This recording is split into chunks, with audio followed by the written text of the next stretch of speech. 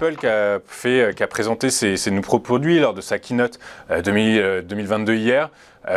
Qu'est-ce qu'on doit en retenir? Quel va être l'impact sur le cours de bourse?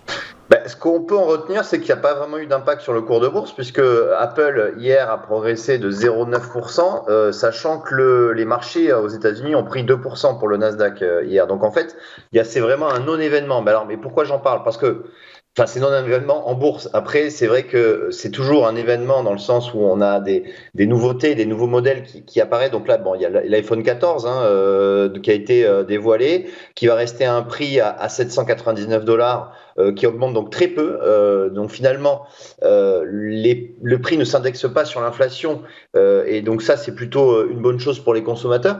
Et surtout, le nouveau modèle de montre, la série 8 et puis l'Apple Watch Ultra, qui va permettre pour les sportifs pratiquant de la plongée d'une durée de vie d'une batterie de 36 heures.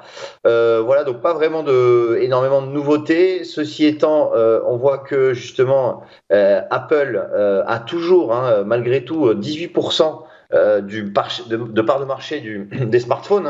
Il faut savoir que au premier semestre, le groupe américain a vendu 106 millions de smartphones, ce qui est considérable, et donc ça devrait malgré tout perpétrer cet avantage comparatif sur les concurrents.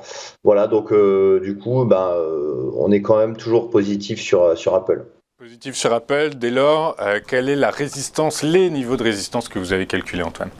Alors en fait, le niveau de résistance, il est lointain, puisqu'il se situe à 176 $.